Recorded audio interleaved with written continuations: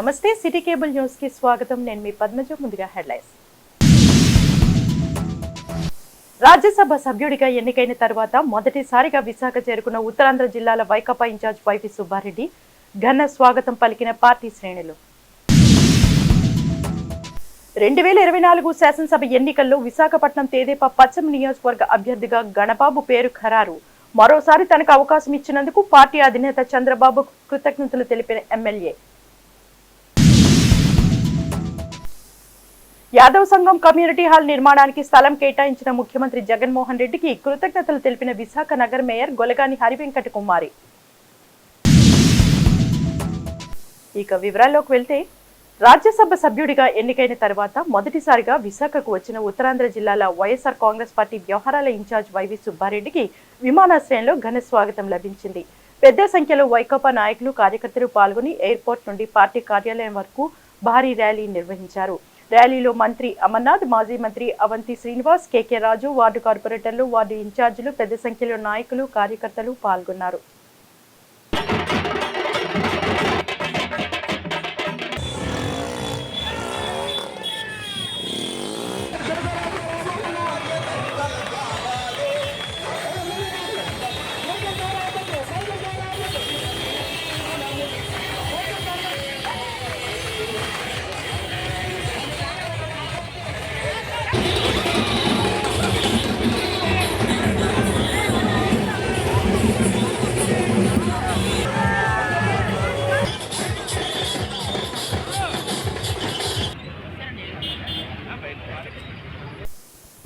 రెండు 2024 శాసనసభ ఎన్నికల్లో విశాఖ పశ్చిమ నియోజకవర్గ శాసనసభ అభ్యర్థిగా తెలుగుదేశం పార్టీ తరపున ప్రస్తుత పశ్చిమ ఎమ్మెల్యే గణబాబుని పార్టీ అధిష్టానం ప్రకటించింది.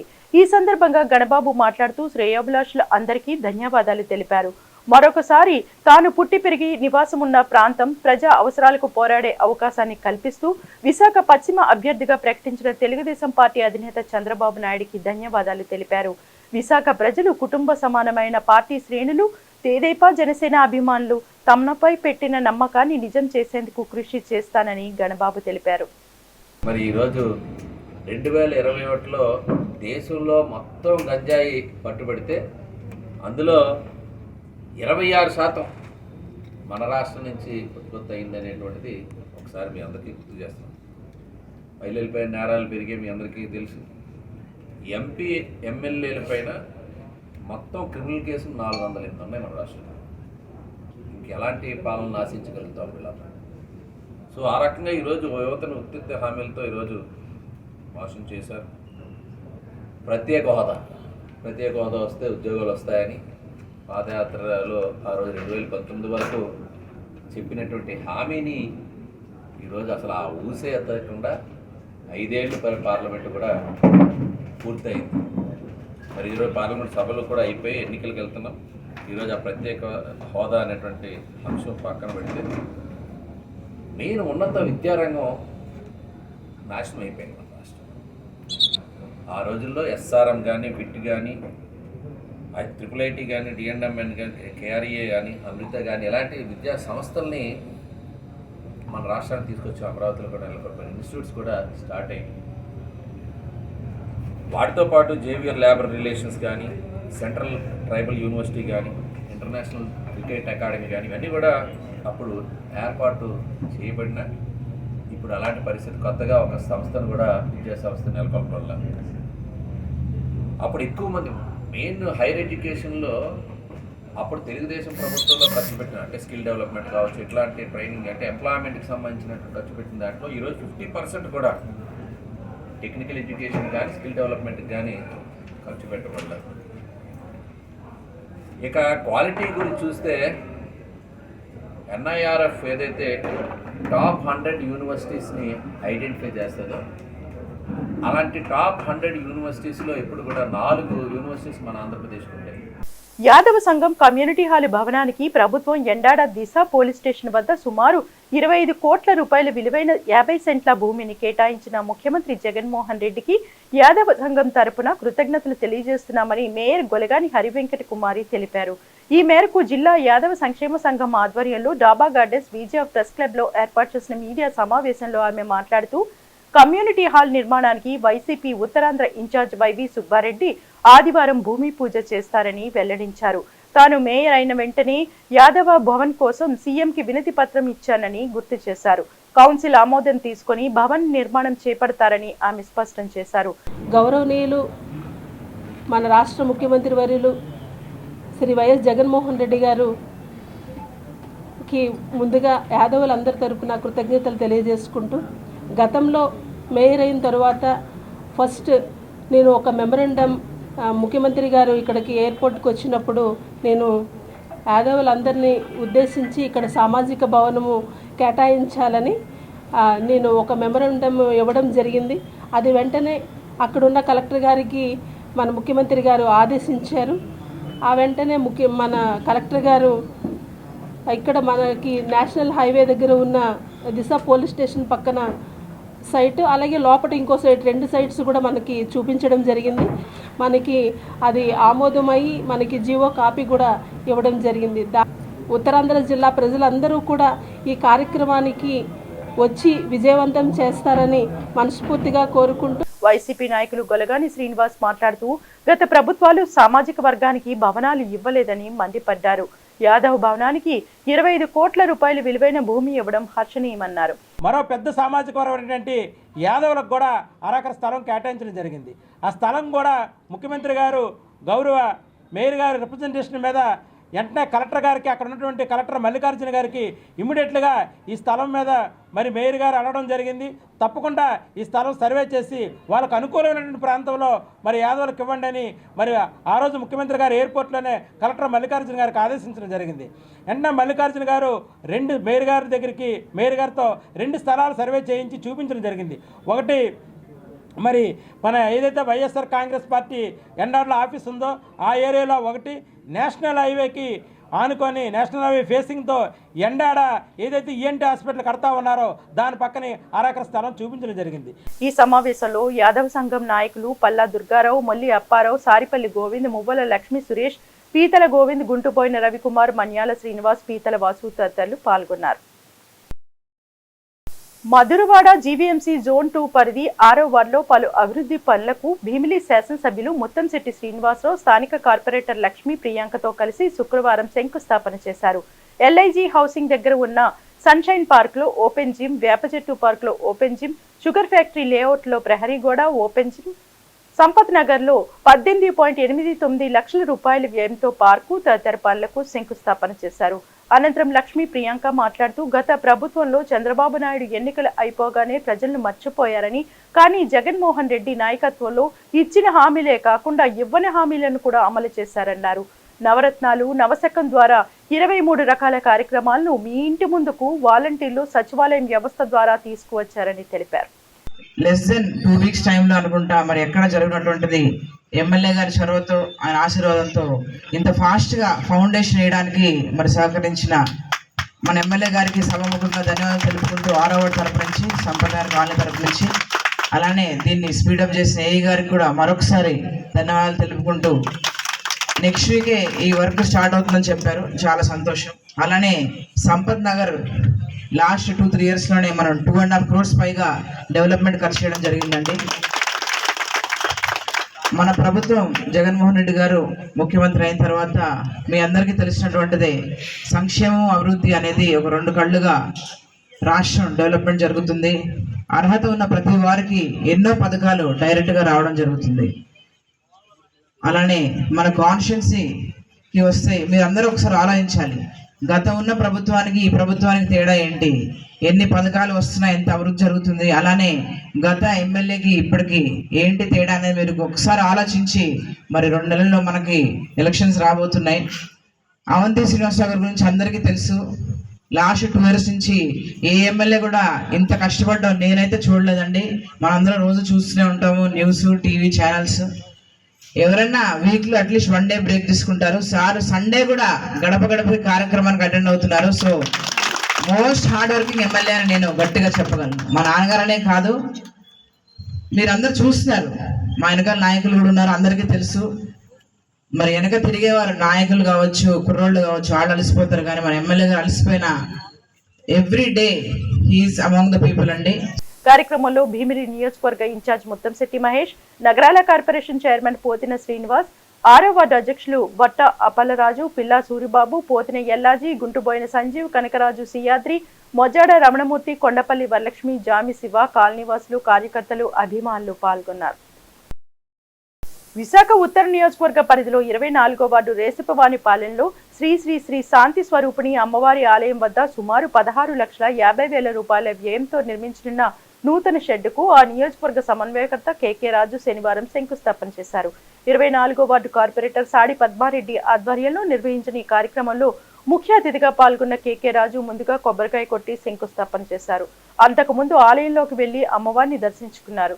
కార్యక్రమంలో 24వ వార్డు గ్రామ పెద్దలు, నాయకులు, కార్యకర్తలు పాల్గొన్నారు. ఆలయం దగ్గర షెడ్ నిర్మాణం కొరకు 16 లక్షల రూపాయల నిధులతో ఈరోజు శంకుస్థాపన చేయడం జరిగింది.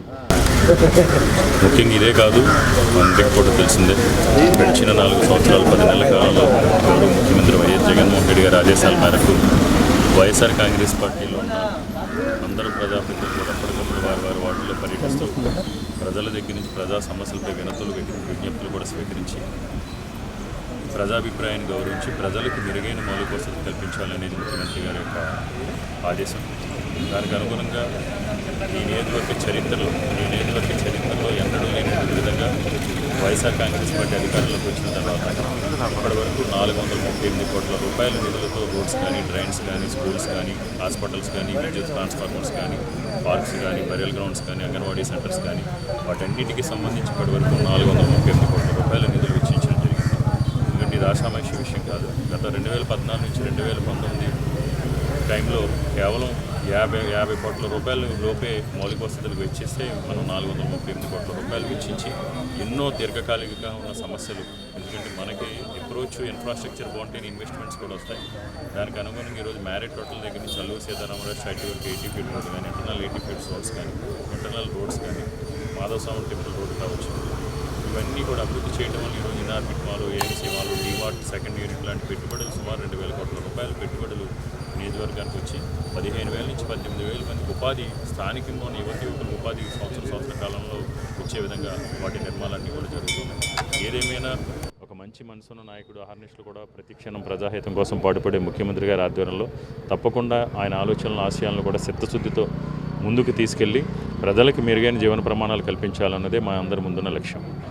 శాంతి స్వరూపిణి గుడి అమ్మవారికి షెడ్ నిర్మాణం కోసం, అమ్మవారి గుడి ముందు షెడ్ నిర్మాణం కోసం 16,50,000 రూపాయలు శాంక్షన్ అయింది. ఈ ముఖ్య కార్యక్రమానికి ముఖ్య అతిథులు కేకే రాజు గారు వచ్చి శంకుస్థాపన చేయడం జరిగింది.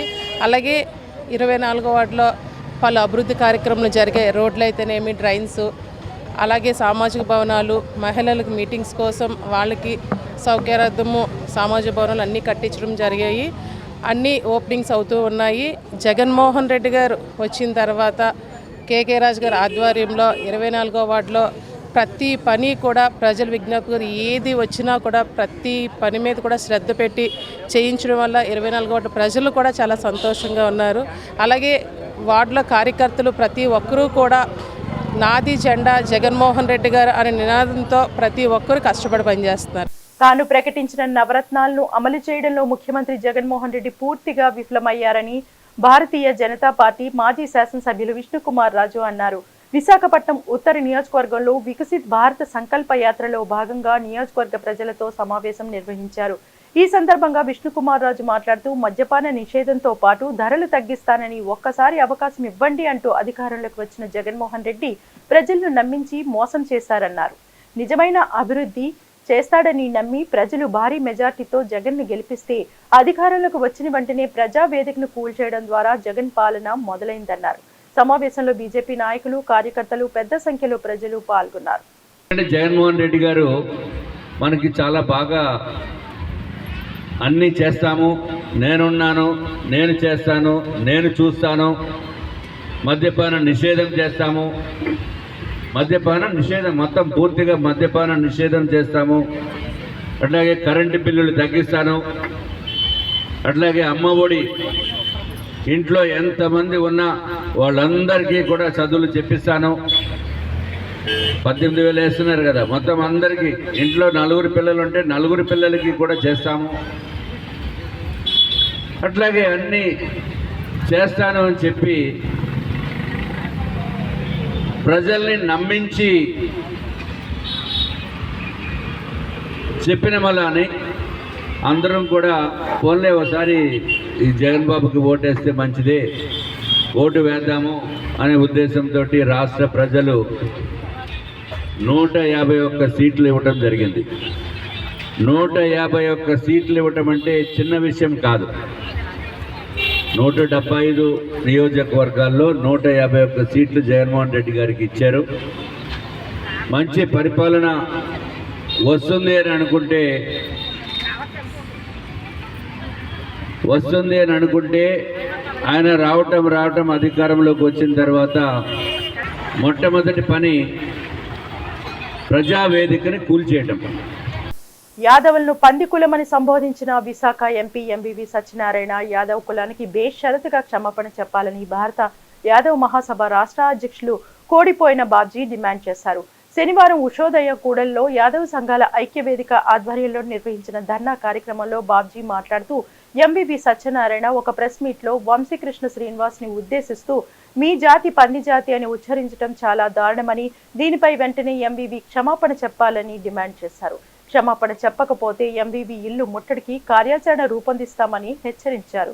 రానున్న ఎన్నికల్లో నగరంలోని యాదవుల సత్తా ఏమిటో చూపిస్తామని, విశాఖ జిల్లాలో ఉన్న ప్రతి యాదవుడు ఐక్యతతో ఉండి తమకు రాజకీయ ప్రాధాన్యత ఇవ్వని పార్టీలను ఓడించి తీరుతామని ప్రతినపూనారు. విశాఖ తూర్పు నియోజకవర్గంలో వైసీపీ అభ్యర్థి ఎంవివి సత్యనారాయణ ఓటమి కోసం అలుపెరిగిన పని చేస్తామన్నారు. యాదవుల అడ్డైన విశాఖ నగరంలో యాదవుల మధ్యన కూర్చొని మరి మేమైతే గట్టిగా అరిస్తే ఆ అరుపుకు గుండాకపోయే సామాజిక వర్గానికి చెందినటువంటి పార్లమెంట్ సభ్యులు ఎంవివి సత్యనారాయణ యాదవుల జాతిని కించపరచడాన్ని మేము తీవ్రంగా ఖండిస్తున్నాం. వెంటనే ఎంవివి సత్యనారాయణ గారు స్పందించి యాదవ జాతిని క్షమాపణ కోరపోతే మాత్రం రానున్న రోజుల్లో పార్లమెంట్ సభ్యులు ఎంవివి సత్యనారాయణ తీవ్ర పరిణామం ఎదుర్కోక తప్పదని మేము ఈ సమావేశం ద్వారా తెలియజేస్తున్నాం. యాదవులని అడ్డాలో కూర్చొని నీకు ఎంత పొగరు, నీ తల పొగరు దించేందుకు మేము సిద్ధంగా ఉన్నాం. నీ అంగబలానికి అర్ధబలానికి భయపడి యాదవ సోదరులు ముందుకు రాకపోవచ్చు, కానీ ఓటు అనే వజ్రాయుధంతో నీ తాలూకా పతనాన్ని మేము చూస్తామని ఈ సభాముఖంగా తెలియజేస్తున్నాం. 100 తప్పులు చేసిన శిశుపాలుడికి అవకాశం ఇచ్చాడు మా కృష్ణ భగవానుడు, కానీ నువ్వు 100 తప్పులు మీరిపోయావు. శ్రీకృష్ణ చక్రం నిన్ను ఎక్కడ ఉన్నా అంటాడుతుంది. ఈ సుశీల భారతదేశంలో అడుగడుగున యాదవ జనులు ఉన్నారు. నువ్వు ఎక్కడ ఉన్నా ఏం చేస్తున్నా నీ పతనం కోసమే మేము ఈ పోరాటం చేస్తాము. నువ్వు తక్షణమే మేలుకొని మా జాతిని క్షమాపణ కోరపోతే మాత్రం నువ్వు ఎక్కడ ఉన్నా నిన్ను వదిలిపెట్టే సమస్య లేదు. నిన్ను కొట్టాం తిట్టాం, కానీ మేము చేసే టార్చర్కి నీ అంతటా నువ్వే నడి రోడ్డు మీద బట్టలు చింపుకొని యాదవ్లో నన్ను క్షమించండి అనే రోజు కోసం మేము ఎదురు చూస్తాం. దానికోసం మేము ఎంత దూరంగానే వెళ్తామని ఈ సభాముఖంగా చేస్తున్నాం. వజ్రాయుధం తాలూకా సత్తాన్ని మా యాదవ్ సామ్రాజ్యం చూపిస్తాం. అడుగడికి వెళ్తాం, ఇంటింటికి వెళ్తాం. నీ ఓటమిని తూర్పులో నిన్ను ఘోరంగా ఓడించడమే యాదవ్ జయంగా మేము పని చేస్తాం. లేదు ఇప్పటికైనా చేరుకొని నువ్వు క్షమాపణ చెప్తే నిన్ను క్షమించి వదిలేస్తామని ఈ యాదవ్ జాతి తరపున మీకు హెచ్చరిస్తున్నాం. ఖబర్దార్ ఎంవివి. ఈ కార్యక్రమంలో రాష్ట్ర మాజీ కార్యదర్శి బొట్టా చిన్న యాదవ్, నమ్మి అప్పలరాజు, యాదవ్ హక్కుల పోరాట సమితి మాజీ అధ్యక్షులు అనుపమ యాదవ్, బీసీ చైతన్య సమితి విశాఖ జిల్లా జనరల్ సెక్రటరీ మేకల లక్ష్మీ యాదవ్, యాదవ్ హక్కుల సేవా సమితి మహిళా ప్రెసిడెంట్ గుంప సత్యవతి యాదవ్, యాదవ్ హక్కుల పోరాట మహిళా నాయకురాలు నక్క సావిత్రి యాదవ్, సర్వసిద్ధి వెంకటరమణ, దువ్వి హరీష్, తూర్పు నియోజకవర్గ యాదవ్ నాయకులు తదితరులు పాల్గొన్నారు. భారతీయ మజ్దూర్ సంఘ్ 4వ రాష్ట్ర మహాసభలు విశాఖపట్నంలోని షీలానగర్ ప్రాంతంలో ఫిబ్రవరి 24, 25 తేదీల్లో 2 రోజుల పాటు నిర్వహిస్తున్నామని బిఎంఎస్ అఖిల భారత అధ్యక్షుడు హిరణ్మయ పాండే తెలిపారు.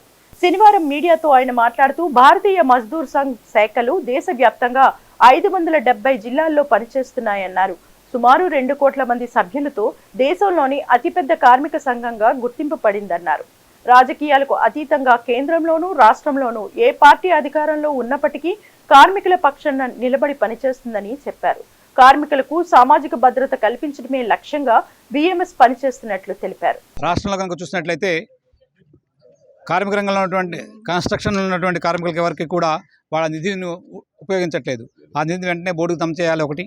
అట్లాగే నిన్న ఈ యొక్క ట్రస్టీతో పాటు ఇక్కడ ఉన్నటువంటి ఈఎస్ఐ హాస్పిటల్కి వెళ్ళి వచ్చాం. ఆ ఈఎస్ఐ పేరుకి 150 పడకల ఆసుపత్రి, కానీ అక్కడ 30 మంది మాత్రమే వైద్యం జరుగుతుంది. కారణం ఏంటంటే తగు మంది స్టాఫ్ లేరు. అట్లాగే వాళ్ళకి ఉండేటువంటి ఏదైతే భోజనం పెట్టాలో భోజనం పథకం కానీ ఏమీ లేదు, మందులు ఇవ్వటం లేదు. కాబట్టి ఈ సమస్యలన్నీ కూడా ఉన్నటువంటి దీనికి కారణం ఏంటంటే రాష్ట్ర ప్రభుత్వము తాము మేనేజ్ చేస్తామని చెప్పేసి ఈఎస్ఐ కార్పొరేషన్ నుంచి సంవత్సరానికి ఇంత అని చెప్పేసి సుమారు 100 కోట్లలో డబ్బులు తీసుకుంటున్నారు. కానీ వాటిని ఆ హాస్పిటల్స్ ఉపయోగించుకోకపోవడం వలన కార్మికులకు అన్యాయం జరుగుతోంది.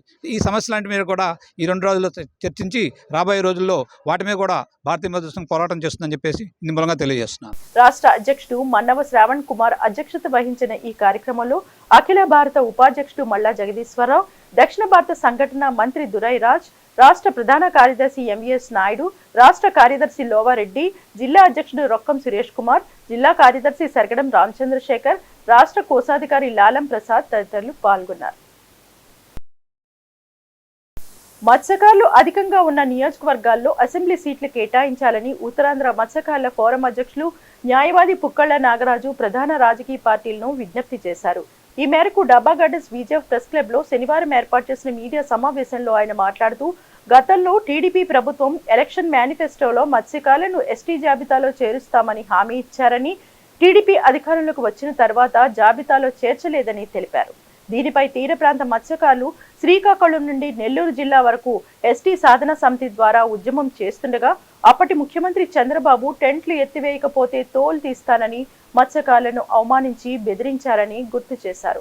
ఉదిత్ తర్వాత ఏంటంటే సైంటిఫిక్గా డిప్లేషన్ ఆఫ్ ఫిష్ ఏమైందంటే మీకు కెరటాల్ ప్యాటర్న్లో తేడా వచ్చింది. ఉదిత్ తర్వాత రావడం వల్ల ఏమైంది, ఈ ఫిష్ అనేది డిప్లేట్ అయిపోయింది, తగ్గిపోయింది టోటల్గా. సో ఇలాంటి పరిస్థితుల్లో మత్స్యకారుల జీవితాలు సాగుతున్నాయి. కాబట్టి గవర్నమెంట్స్ ఏంటంటే శ్రద్ధ అస్సలు తీసుకోవట్లేదు. ఇప్పుడు రిజర్వేషన్లో ఇంకోటి చూద్దాం. సోనియా గాంధీ గారు ఆ రోజు వచ్చినప్పుడు ఏయూ గ్రౌండ్స్లో ఎస్టీలో కలుపుతామన్నారు. మోడీ గారు వచ్చినప్పుడు ఆంధ్రప్రదేశ్ మత్స్యకారుని కలపాలి అని అన్నారు. ఆ తర్వాత ఏం చేయలేదు. మీకు ఇంకో విషయం ఏంటంటే మత్స్యకారులు పక్క ఒరిస్సా ఎంత ఉంటుందో, అచ్యుతాపురం దాటిన తర్వాత ఒరిస్సా బోర్డర్ దాటితే మనం అక్కడ వాళ్ళు ఎస్టీ. కాబట్టి నేను అనేది ఏంటంటే స్టేట్ గవర్నమెంట్స్ అనేవాళ్ళు ఒక హామీ ఇచ్చారు. ఇప్పుడు వాళ్ళు దాని గురించి ఎటువంటి ప్రయత్నమైనా చేసి మత్స్యకారులు బాగోగులకి వాళ్ళు వెనుకబాటుతనాన్ని నుంచి బయటికి తేవడానికి ప్రయత్నం చేయాలి. ఏ గవర్నమెంట్ వచ్చినా చేసేదేం లేదు. ఇప్పుడు విషయం మేము ఎందుకంటే మా బాధ వ్యక్తం చేయడానికి, మత్స్యకారులకు జరిగిన అన్యాయాన్ని వ్యక్తపరచడానికి ఇవాళ ఈ ప్రెస్ మీట్ పెట్టడం జరిగింది. ఈ రోజు వరకు మాకు రాజకీయ ప్రాధాన్యత లేదు. ఎక్కడ చూసినా కూడాను మమ్మల్ని ఆట బొమ్మల్లా వాడుకుంటున్నారు తప్ప ఈరోజు మేము రాష్ట్రంలో ఎక్కడికి వెళ్ళినా కూడా మా మత్స్యకారులు ఒక యూనిటీగా ఉన్నారు. ఈరోజు ఏంటంటే ఈ పార్టీలు ఏం చేస్తున్నాయి, మమ్మల్ని విడగొట్టడానికి ట్రై చేస్తున్నాయి. కానీ మేము ఒకటే చెప్తున్నాము, మేము ఎట్టి పరిస్థితిలో విడిపోయే పరిస్థితి లేదు. మేమందరం ఐక్యతంగా ఉన్నాము. రేపు రాష్ట్రంలో 25 నియోజకవర్గంలో మేము చాలా బలంగా ఉన్నాము. సమావేశంలో కార్యదర్శి కొమర అప్పలరాజు, అన్నవరం సర్పంచ్ సభ్యులు భాస్కర్రావు, అప్పలనాయుడు, ఎంఎన్ రావు తదితరులు పాల్గొన్నారు. విశాఖ 3వ పట్టణ పోలీస్ స్టేషన్ పరిధిలో సిబిఎం కాంపౌండ్ ప్రాంతంలో ఓ మహిళ మెడలో 3 తులాల గొలుసును దుండగులు లాక్కెళ్లారు. బాధితురాలు వర్ధనమ్మ మాట్లాడుతూ, తాను నిలబడి ఉండగా తలకు హెల్మెట్ పెట్టుకుని వెనుక నుండి వచ్చిన ఒక వ్యక్తి మెడలో గొలుసును ఒక్కసారిగా లాక్కొని పరుగు తీశాడన్నారు. తాడు తెంపుకొని వెళ్ళిపోయాడండి. 3 తులాల తాడు, పుస్తులు ఉన్నాయండి. దేవుడు చిన్న బిల్లలు పెట్టుకున్నానండి. ఎంతసేపు అయిందమ్మా? ఇప్పుడు ఒక అరగంట అవుతుంది. ఎలా వచ్చారు? ఒకడు హెల్మెట్ పెట్టుకున్నాడండి. ఆడు ఇలాగ వచ్చాడు. ఆడు వెనక ఎవరో బండి అక్కడ ఉన్నదండి. ఇలా లాగేసి వెంటనే నా గొలుసు పరిగెట్టబడి 2 అడుగులు అక్కడ అడిగేసారు, అక్కడ అమ్మ మీ పేరు? సరేనమ్మా. ఎక్కడ ఇది ఏరియాకి వస్తుంది? సిబిఎం కాంపౌండ్ అండి, 3 town police station. Mega prince Varun Tej, miss world Bollywood నటి మానసి చిల్లర్, హీరో హీరోయిన్లుగా శక్తి ప్రతాప్ సింగ్ దర్శకత్వంలో తెరకెక్కిన చిత్రం ఆపరేషన్ వ్యాలంటైన్. ఈ చిత్రం ప్రమోషన్ లో భాగంగా చిత్ర యూనిట్ శుక్రవారం బీచ్ రోడ్ లో గల పార్క్ హోటల్లో మీడియా సమావేశం నిర్వహించారు. సమావేశంలో హీరో వరుణ్ తేజ్ మాట్లాడుతూ, మార్చి 1వ తేదీన చిత్రం విడుదలవుతుందని పేర్కొన్నారు. విజయవాడ, విశాఖ నగరాల్లో చిత్ర ప్రమోషన్ కార్యక్రమాలు నిర్వహిస్తున్నామన్నారు. 2019 ఫిబ్రవరిలో పుల్వామా ఘటనలో సిఆర్పిఎఫ్ జవాన్లు మరణించడం, కోవర్ట్ ఆపరేషన్ సక్సెస్ తదితర ఘట్టాలను దర్శకుడు అద్భుతంగా చిత్రీకరించారని అన్నారు. భారత్, పాకిస్తాన్ దేశాల మధ్య దాదాపుగా 50 ఏళ్ల తర్వాత జరిగిన వార్ వెనుక ఉన్న నిజమైన కథే ఈ చిత్రమని చెప్పారు. ఎయిర్ ఫోర్స్ నేపథ్యంలో కొత్త బ్యాక్ డ్రాప్ కథతో సైనికుల త్యాగం ప్రజలకు తెలిసేలా తీసిన ఈ సినిమా తెలుగు, హిందీ భాషల్లో విడుదలవుతుందన్నారు. ఇటువంటి సినిమాలో నటించడం సంతోషంగా ఉందన్నారు. 2019లో ఫిబ్రవరి 14న పుల్వామా అటాక్ అనేది ఒకటి జరిగింది. ఒక 40 మంది సిఆర్పిఎఫ్ సోల్జర్స్ ఒక మిలిటెంట్ కార్ బాంబ్తో చనిపోవడం జరిగిందనమాట. సో దానికి రిటాలియేషన్గా మన ఇండియన్ గవర్నమెంట్ అప్పుడులో వాళ్ళు మన డిఫెన్సెస్తో కలిసి బాలకోట్ ఎయిర్ స్ట్రైక్ అనేది ఒకటి చేశారు. చాలా కోవర్ట్ ఆపరేషన్ అది. ఓవర్ నైట్ ఎవరికి తెలియదు, చాలా హై లెవెల్ ఆఫ్ డిఫెన్సెస్కి మాత్రమే ఐడియా ఉండింది. ఇది చాలా సైలెంట్గా ప్లాన్ చేసి ఇలాంటి ఒక ఆ మిషన్ని చాలా సక్సెస్ఫుల్గా కంప్లీట్ చేయడం జరిగింది.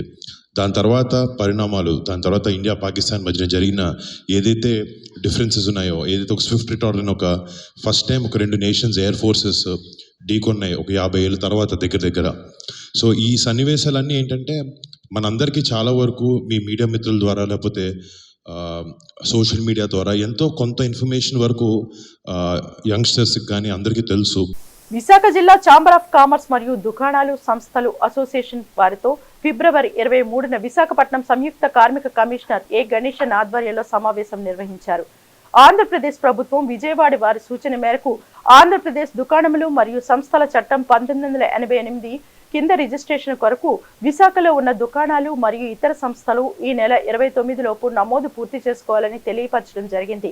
దుకాణదారులు బకాయి పడ్డ రిజిస్ట్రేషన్లు 29వ తేదీలోగా మీ సేవా కేంద్రాల ద్వారా ఆన్లైన్లో లేదా గ్రామ వార్డు సచివాలయం ద్వారా రిజిస్ట్రేషన్ చేయించుకోవాల్సిందిగా కోరుతున్నారు.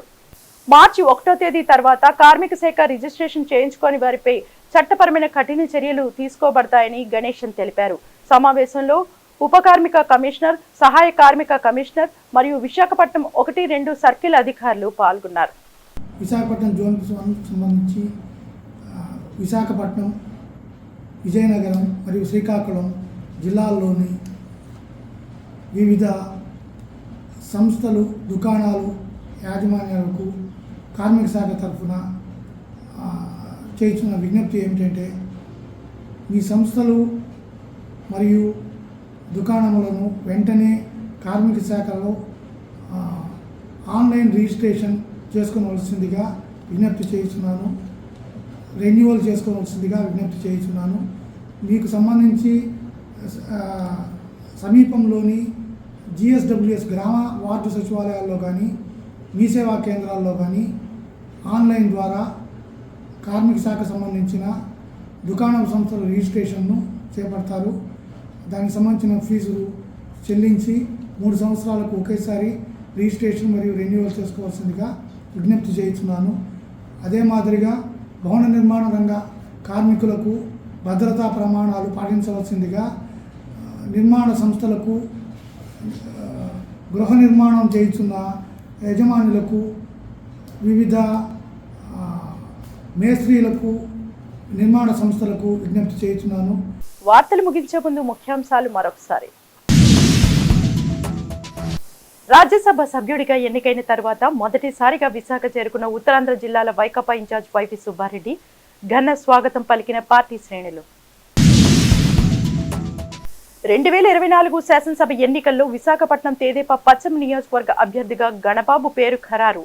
మరోసారి తనకు అవకాశం ఇచ్చినందుకు పార్టీ అధినేత చంద్రబాబు కృతజ్ఞతలు తెలిపిన ఎమ్మెల్యే.